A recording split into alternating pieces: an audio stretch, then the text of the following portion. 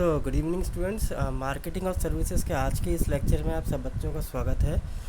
आज जो अपन lecture start कर रहे हैं वो है लेक्चर नंबर 8, जो अपना मॉड्यूल नंबर सेकंड STP जिसे हम लोग कहते हैं, सेगमेंटेशन, टारगेटिंग और पोजीशनिंग। इसी के अंदर ही कंटेंट आता है। तो आज जो अपन शुरू कर रहे हैं वो है मार्केट सेगमेंटेशन।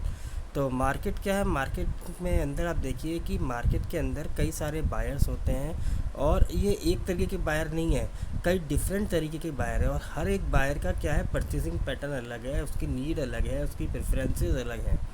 तो ये जो है वो अलग अलग तरीक़ों से डिफरेंट है। जैसे उनकी वांट अलग है, जैसे मैंने पहले कहा, हर एक के रिसोर्सेज अलग हैं।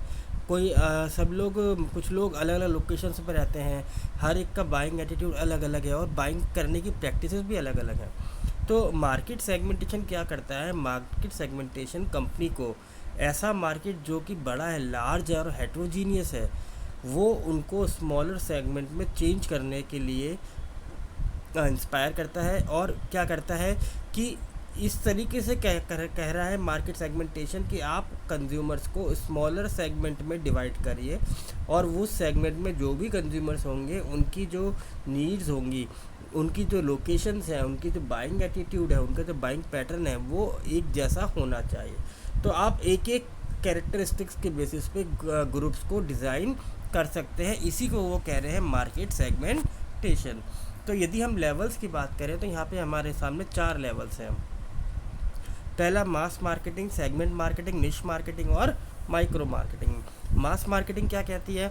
मास मार्केटिंग का मतलब है मास प्रोड्यूसिंग, मास डिस्ट्रीब्यूटिंग, मास प्रमोटिंग। तो जो आपका प्रोडक्ट है, जिस चीज़ में आप डील करते हैं, जो प्रोडक्ट आप बना रहे हैं, वो आप सेम वे में सभी कंज्यूमर तक पहुँचे। यानी यहाँ पे हम कंज्यूमर्स को डिवाइड नहीं कर रहे। जो भी आपका कंज्यूमर है वहाँ पे आप एक ही मार्केटिंग अप्रोच के साथ कंज्यूमर तक पहुँचिए। और ये कहा जाता है कि जो मास मार्केटिंग है, ये आपके, अगर आपका मार्केट बड़ा है, पोटेंशियल है और काफ़ी ज़्यादा लार्ज साइज़ में है, तो आपके लिए ये जो मास मार्केटिंग है काफ़ी ज़्यादा अप्रोप्रिएट रहती है और इसमें आपकी कॉस्ट भी कम आती है। क्योंकि यहाँ आपके लिए, यहाँ आपको हर कंज्यूमर के हिसाब से या ग्रुप्स के हिसाब से अपनी मार्केटिंग स्ट्रेटजीज डिज़ाइन नहीं करनी। इस वजह से आपकी कॉस्ट यहाँ पर क्या आती है, कम आ जाती है। फिर आता है सेगमेंट मार्केटिंग। सेगमेंट मार्केटिंग क्या कहता है कि जो भी आपने मार्केट स्मॉल ग्रुप्स में बनाए हैं, जिनकी कैरेक्टरिस्टिक्स सेम है, आप उन मार्केट को, उन सेगमेंट को अपने प्रोडक्ट और अपनी स्ट्रेटजी के हिसाब से अप्रोच करिए। फिर आता है निश मार्केटिंग। निश मार्केटिंग क्या कहती है? वो सब सेगमेंट जो अलग से कैरेक्टरिस्टिक्स रखते हैं, जो कि कॉमन कंज्यूमर्स नहीं है, ये एक स्पेशल कंज्यूमर है जिसकी नीड बिल्कुल ही स्पेशल है। तो ऐसे लोग जिनकी नीड्स बिल्कुल स्पेशल होती है, जो कस्टमर ही स्पेशल ट्रीट किया जाता है, जो ऐसे प्रोडक्ट्स को खरीदता है जो कि नॉर्मल पर्सन नहीं खरीद पाता, तो ऐसे लोगों को हम लोग निश मार्केटिंग के अंदर में रखते हैं। फिर आता है हमारा माइक्रो मार्केटिंग। ये वो मार्केट लेवल है जिसके अंदर हम प्रोडक्ट और मार्केटिंग स्ट्रेटजीज़ उस इंडिविजुअल कस्टमर के हिसाब से तय करती हैं। तो ये जो माइक्रो मार्केटिंग होती है, ये आपके 2 लेवल पे हो सकती है। एक तो लोकल लोकेशन और दूसरा इंडिविजुअल। लोकल लोकेशन देखिए कि जिस जगह आप रह रहे हैं, अगर आपका ज्योग्राफिकल एरिया छोटा है तो उस ज्योग्राफिकल एरिया में हम वहाँ के लोकल लोगों के लिए भी अपनी स्ट्रेटजीज़ को डिज़ाइन कर सकते हैं। यहाँ तक कि कुछ सेक्टर में आप देखिए, कुछ इंडस्ट्रीज़ में भी दिखेंगे कि इंडिविजुअल कस्टमर की नीड को, वांट को एनालाइज करके ही उनको प्रोडक्ट या सर्विसेज प्रोवाइड कराए जाते हैं। तो ये दोनों क्या हो सकते हैं? लोकल हो सकता है जहाँ पे एरिया, ज्योग्राफिकल लोकेशन छोटी है, साइज़ में स्मॉल है, वहाँ हम उन एरिया के हिसाब से लोगों तक पहुँच सकते हैं। और यदि हम चाहें तो इंडिविजुअल कस्टमर की नीड को भी आइडेंटिफाई करते हुए अपने प्रोडक्ट और सर्विसेज कंज्यूमर तक पहुँचा सकते हैं। अब आता है आपका बेसिस। बेसिस क्या कहता है? बेसिस है 4 कि हम मार्केट को किन बेसिस पे सेगमेंट करें। भाई बहुत सारी कैरेक्टरिस्टिक्स हो सकती है ना, तो हमने यहाँ पे 4 चीज़ों को लिया है। सबसे पहला है ज्योग्राफिकल, दूसरा है डेमोग्राफिक, तीसरा है बिहेवियरल और चौथा है साइकोग्राफिक। तो जैसे हम देख रहे हैं, सबसे पहले हम बात करते हैं कि अगर हम B2C बिज़नेस की बात करते हैं, बिज़नेस टू कंज्यूमर ऑडियंस, तो यहाँ पे हम बिज़नेस को किस चीज़ में डिवाइड कर सकते हैं? तो हम बिज़नेस को हम B2B बिज़नेस ऑडियंस के हिसाब से भी सोच सकते हैं, जैसे कंपनी के साइज़ के हिसाब से, इंडस्ट्री के हिसाब से, जॉब के फंक्शन के हिसाब से।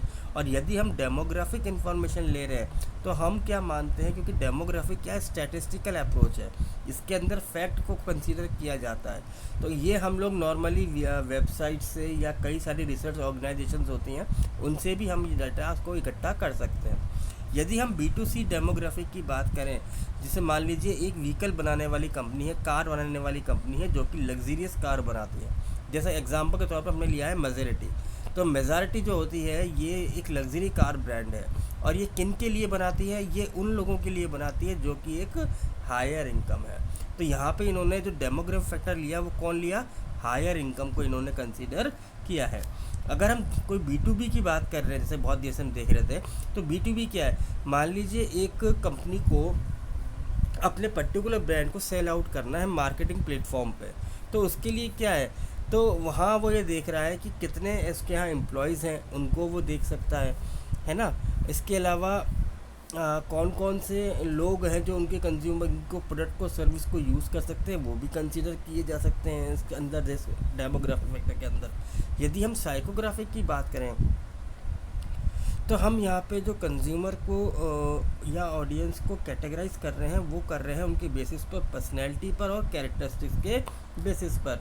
तो यहाँ पे कई सारे एग्जांपल्स हो सकते हैं, जैसे पर्सनैलिटी क्या है हमारे कंज्यूमर के, वैल्यूज़ क्या है, और उनका एटीट्यूड क्या है, इनका इंटरेस्ट एरिया क्या है, उनका लाइफ स्टाइल क्या है, उनका वो किस किस चीज़ से इन्फ्लुएंस होते हैं, उनके बिलीफ कौन कौन से हैं, किस चीज़ से वो मोटिवेट होते हैं, और उनकी प्रायोरिटीज़ क्या है। तो बेसिकली क्या है सर, जो साइकोग्राफिक सेगमेंटेशन होता है ये थोड़े से डिफ़िकल्ट है आइडेंटिफाई करने में इन कंपैरिजन ऑफ डेमोग्राफिक। क्योंकि ये सब्जेक्टिव है, यानी ये डिपेंड करते हैं सब पर्सन टू पर्सन, और इस तरीके के डेटा जो है बहुत कम अवेलेबल होते हैं हमारे को रिसर्च के अंदर। जैसे वही जो लग्जरी कार बनाने वाली कंपनी है, यदि मान लीजिए वो कंज्यूमर को फोकस करना चाहती है जो कि क्वालिटी और स्टेटस पर अपनी चीज़ों को परचेज़ करती है, तो यहाँ हमें ये डेटा मिलना मुश्किल है कि जो लोग सिर्फ क्वालिटी और स्टेटस के हिसाब से कार को परचेज़ करते हैं, ये हमें डेटा नहीं मिलेगा। हमें ये तो मिल जाएगा कौन कौन लोग परचेज़ करते हैं, कौन सी उम्र के लोग परचेज़ करते हैं, ये भी मालूम चल जाएगा, बट कौन से पर्सन क्वालिटी के हिसाब से लेना चाहते हैं, कौन से पर्सन स्टेटस के हिसाब से लेना चाहते हैं, ये मालूम थोड़ा सा नहीं चलेगा। ऐसे ही B2B बिज़नेस में भी क्या है, आप यदि अपनी प्रोडक्टिविटी को इंक्रीज़ करना चाह भी रहे हैं तो आपको एग्जीक्यूटिव लेवल जो टीम काम कर रही है उन पर डिपेंड होना पड़ता है। ऐसे ही अगर हम बिहेवियरल सेगमेंट की बात करें, डेमोग्राफिक और साइकोग्राफिक सेगमेंटेशन तो फोकस करते हैं कि कंज्यूमर का बिहेवियर क्या है, तो वो कंज्यूमर के एक्शन पर डिपेंड है। एक्शन से मतलब है उनकी परचेजिंग हैबिट, उनका स्पेंडिंग हैबिट, उनका स्टेटस, उनका ब्रांड को इंटरेक्ट करने का तरीका। तो बिहेवियरल सेगमेंटेशन क्या कहता है, बिहेवियरल सेगमेंटेशन कहता है कि आपको अपने कंज्यूमर के एक्शन का पता होना चाहिए, और ये जो एक्टिविटीज़ हैं ये आपके कस्टमर से तभी मालूम चलेंगी जब आपका कस्टमर आपसे इंटरेक्ट करेगा कि वो ब्रांडेड प्रोडक्ट को लेना चाह रहा है या वो कुछ अदर चीज़ों को रिफंड करता है। अगर हम B2C बिज़नेस की उसी लग्जरी कार की बात करें तो आपको देखना पड़ेगा कि 3 सालों के अंदर कंज्यूमर ने कितनी बार कार को परचेज़ किया है, कितनी बार वो आपके पास मिलने आया है, कितनी बार उसको अच्छा सेटिस्फेक्शन लेवल है, कितनी बार वो आपके लॉयल्टी के हिसाब से वो काम कर रहा है। तो हमें इन चीज़ों को देखना पड़ता है, बिहेवियर को समझना पड़ता है। यदि हम ज्योग्राफी की बात करें, ये सबसे सिंपलेस्ट है, क्योंकि ये ज्योग्राफी के ऑर्डर पर डिपेंड करता है। जैसे जिप कोड, आपका शहर का पिन कोड, आपका सिटी का कोड, आपका कंट्री का कोड, आपके यहाँ नियर बाय लोकेशन, क्लाइमेट,